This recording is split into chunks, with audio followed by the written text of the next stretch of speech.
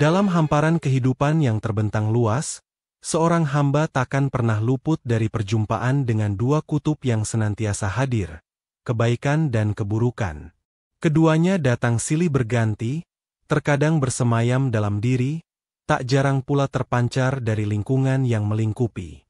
Ini bukanlah suatu kebetulan, melainkan sebuah rancangan agung dari Sang Maha Pencipta, Allah, yang membangun dunia ini di atas pilar-pilar dualitas sebagai penyeimbang. Adanya kegelapan membuat cahaya menjadi bermakna. Hadirnya keburukan menjadi tolok ukur bagi kemuliaan kebaikan.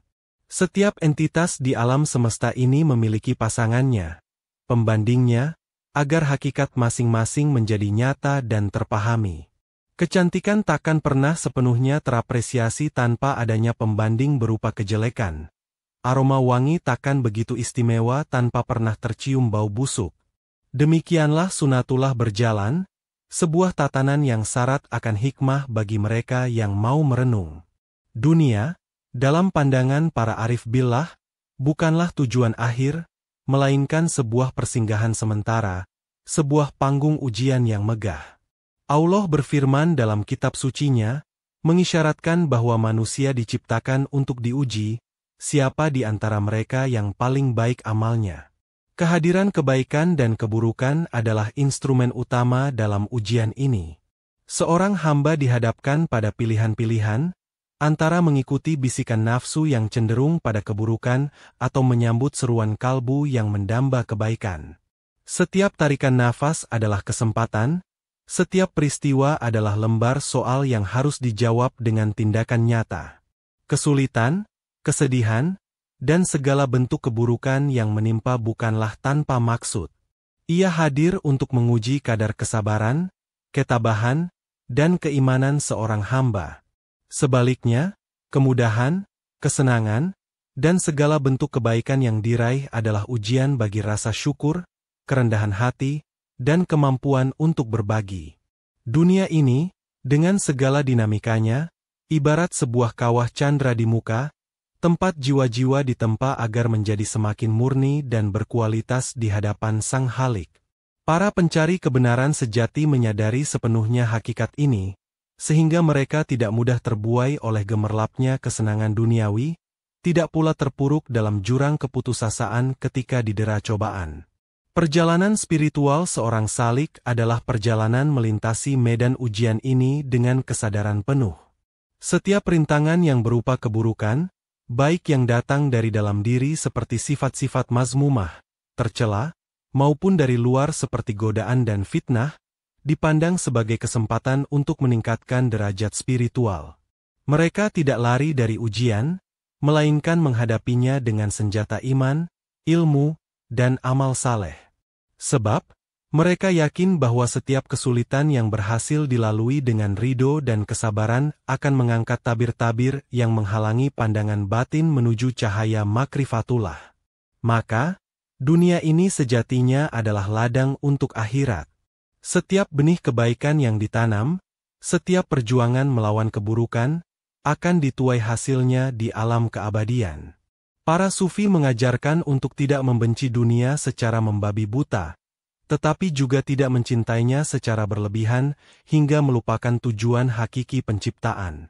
Dunia adalah jembatan, dan seorang yang bijak tidak akan membangun rumah di atas jembatan. Ia akan melintasinya dengan hati-hati, mengambil bekal secukupnya, dan senantiasa waspada terhadap berbagai jebakan yang mungkin menghambat perjalanannya menuju Sang Kekasih sejati. Keagungan Allah tercermin dalam setiap detail ciptaannya, dan salah satu manifestasi keagungan tersebut adalah adanya keseimbangan, mizan, yang sempurna dalam jagat raya. Mulai dari pergerakan planet-planet, siklus alam, hingga kehidupan mikroorganisme, semuanya berjalan dalam harmoni yang menakjubkan. Keseimbangan ini juga berlaku dalam ranah moral dan spiritual, di mana keberadaan kebaikan dan keburukan menjadi bagian dari sistem yang integral. Tanpa adanya malam, manusia tidak akan menghargai indahnya siang. Tanpa adanya rasa sakit, kesehatan tidak akan terasa begitu berharga. Dualitas ini, yang tampak sebagai pertentangan, sesungguhnya saling melengkapi dan mendukung eksistensi satu sama lain. Para sufi memandang bahwa Allah menciptakan segala sesuatu berpasang-pasangan sebagai tanda kekuasaannya. Kebaikan tidak akan dikenal sebagai kebaikan jika tidak ada lawannya, yaitu keburukan. Adanya sifat Ar-Rahman, Maha Pengasih, dan Ar-Rahim, Maha Penyayang, dari Allah menjadi semakin terasa maknanya ketika seorang hamba menyadari adanya potensi Al-Muntakim, Maha Penyiksa, bagi mereka yang melampaui batas. Namun, perlu dipahami bahwa keburukan, dalam konteks ciptaan Allah bukanlah sifat yang melekat pada zatnya, melainkan konsekuensi dari pilihan makhluk atau sebagai ujian.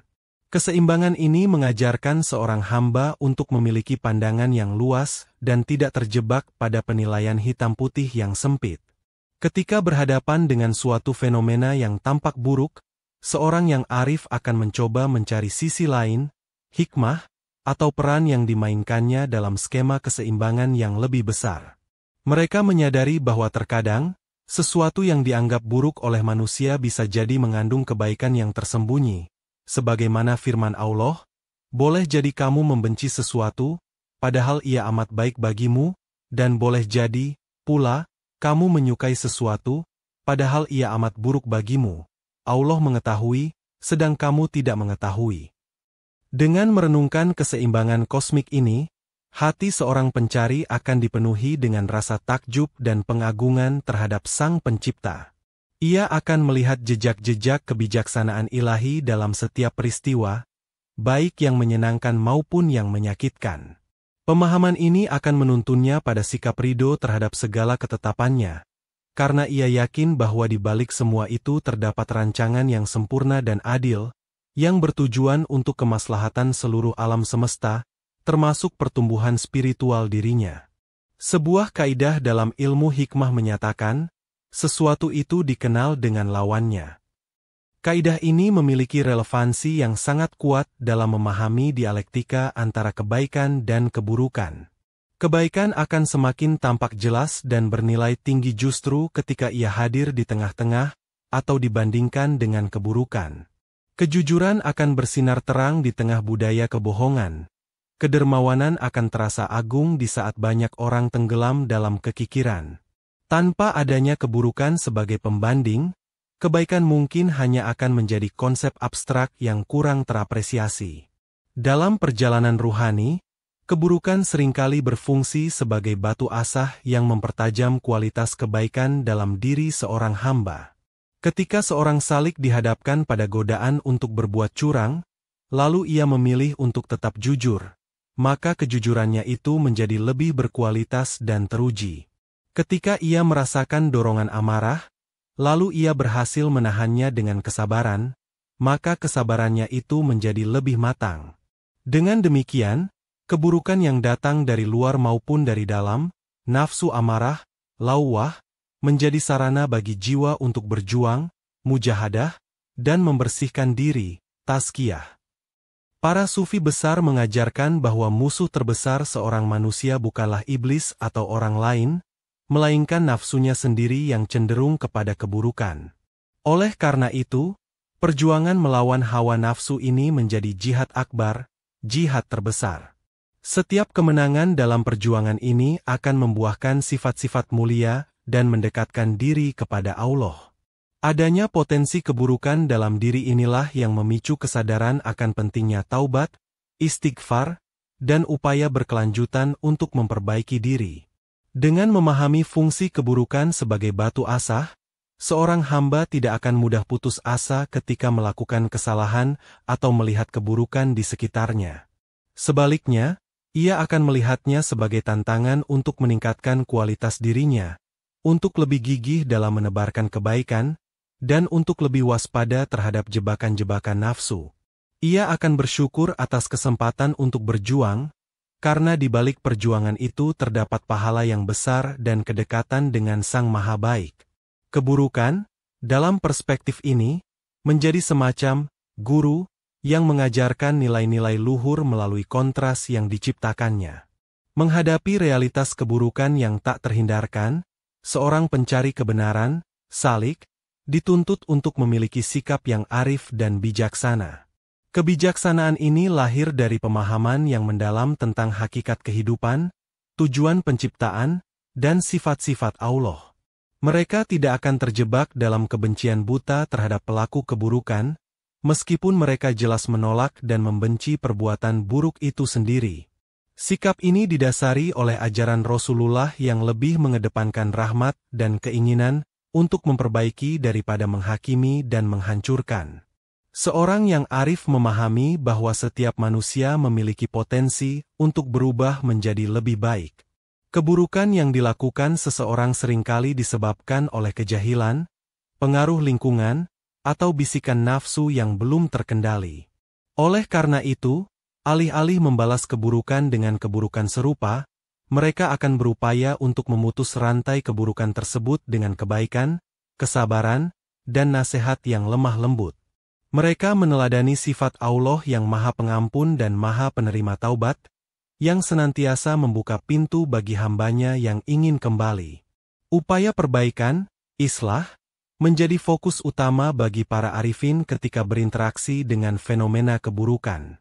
Jika keburukan itu ada pada diri sendiri, mereka akan segera melakukan introspeksi, muhasabah, dan berusaha keras untuk membersihkannya.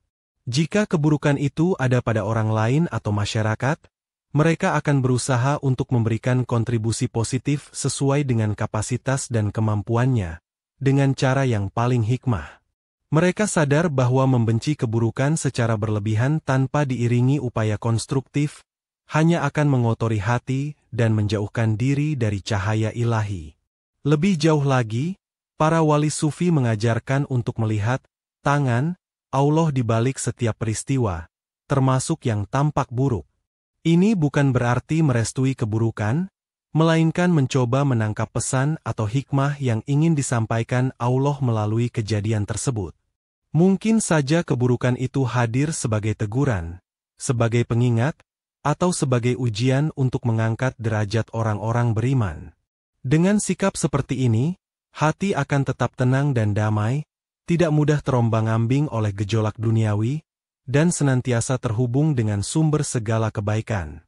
Salah satu pilar penting dalam makrifatullah adalah pemahaman tentang tauhid al-afal, yaitu mengesahkan Allah dalam segala perbuatannya.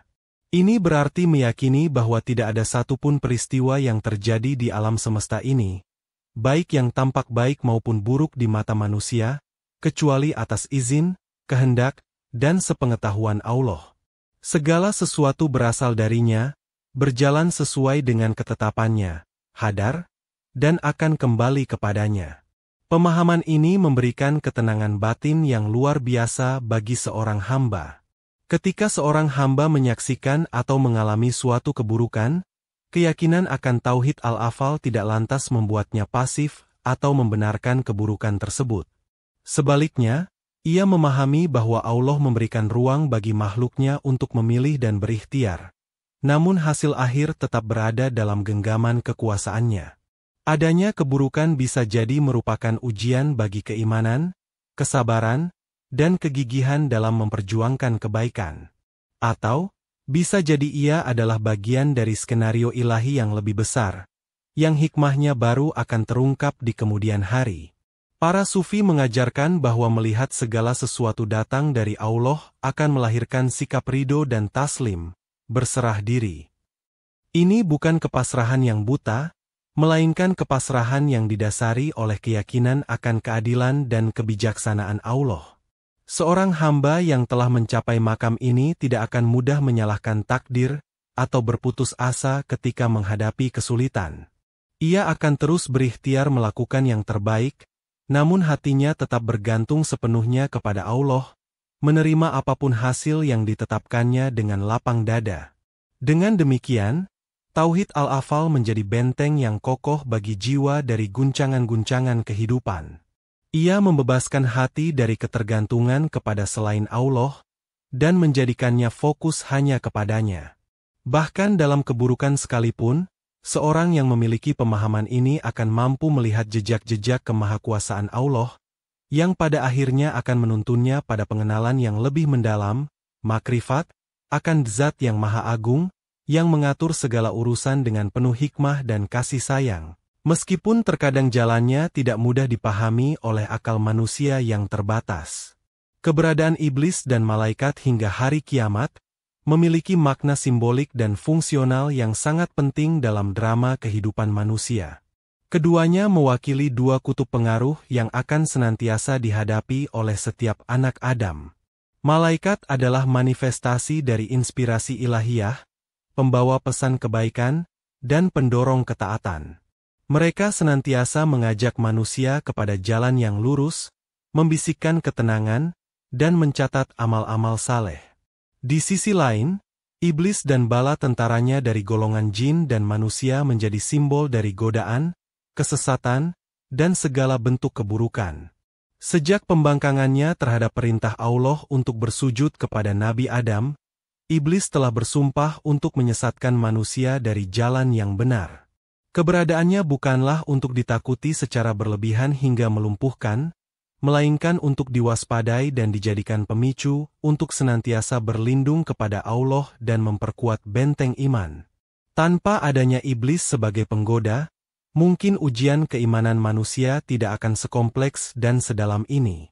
Dalam perspektif tasawuf, iblis seringkali dilihat sebagai alat uji yang, meskipun ia sendiri terlaknat karena kesombongannya, perannya dalam menggoda manusia justru dapat memunculkan kualitas-kualitas terbaik dari para hamba Allah yang tulus.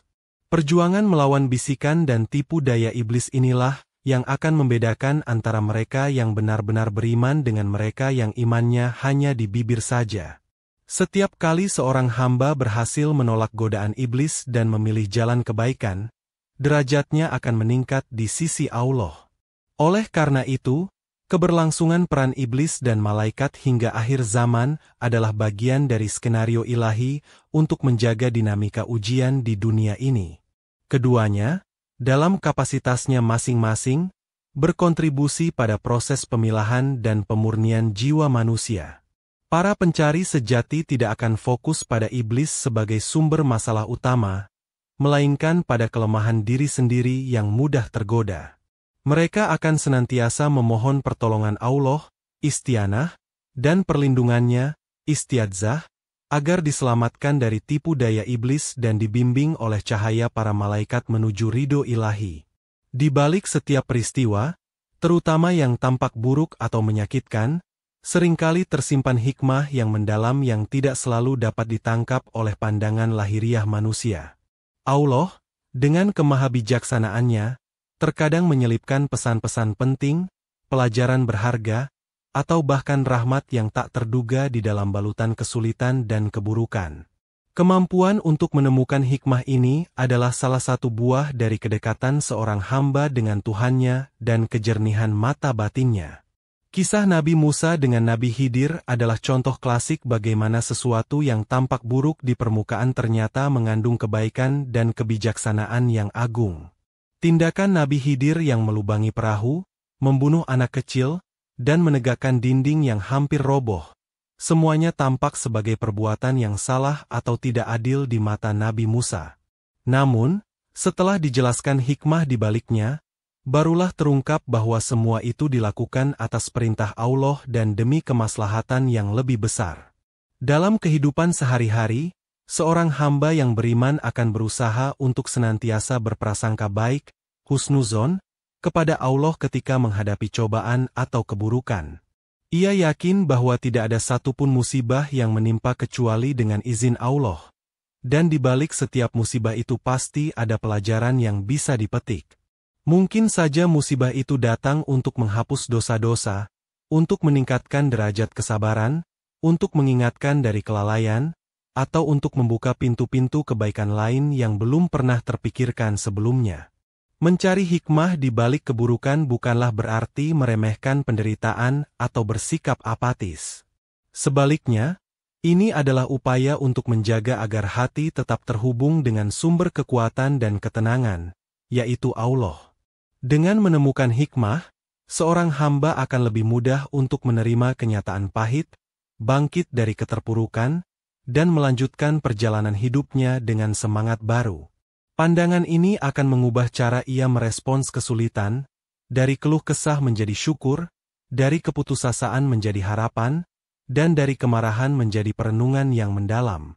Dualitas kebaikan dan keburukan yang senantiasa hadir dalam kehidupan dunia ini, pada hakikatnya, merupakan arena bagi proses penyucian jiwa.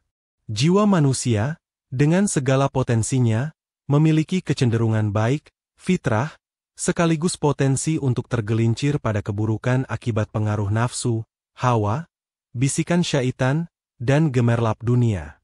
Perjalanan seorang salik adalah perjalanan untuk memenangkan pertarungan internal ini, membersihkan jiwa dari sifat-sifat tercela, mazmumah, dan menghiasinya dengan sifat-sifat terpuji, mahmudah. Setiap kali seorang hamba dihadapkan pada pilihan antara melakukan kebaikan atau keburukan, sesungguhnya ia sedang berada di medan jihad melawan nafsunya sendiri. Ketika ia berhasil menundukkan keinginan untuk berbohong, menahan amarah, menjauhi kesombongan, atau melawan kemalasan dalam beribadah, maka ia telah melangkah maju dalam proses penyucian jiwanya. Sebaliknya, ketika ia tergelincir dalam perbuatan dosa atau sifat tercela, ia harus segera menyadarinya, bertaubat dengan sungguh-sungguh, dan bertekad untuk tidak mengulanginya lagi. Keburukan-keburukan yang ada dalam diri, seperti iri hati, dengki, ria, ujub, dan lain sebagainya, adalah kotoran-kotoran yang mengeruhkan cermin kalbu. Selama kotoran-kotoran ini masih ada, cahaya ilahi akan sulit untuk memantul dengan sempurna di dalam hati. Oleh karena itu, para sufi menekankan pentingnya mujahadah, perjuangan sungguh-sungguh, dan riyadhah, latihan spiritual, untuk membersihkan jiwa dari noda-noda tersebut. Ujian berupa keburukan, baik yang timbul dari dalam maupun dari luar, justru menjadi sarana yang efektif untuk mendeteksi dan mengikis sifat-sifat negatif ini. Pada akhirnya, tujuan dari tazkiyatun nafs adalah mencapai jiwa yang tenang, an-nafs al-mutmainah, jiwa yang ridho dan diridhu Allah.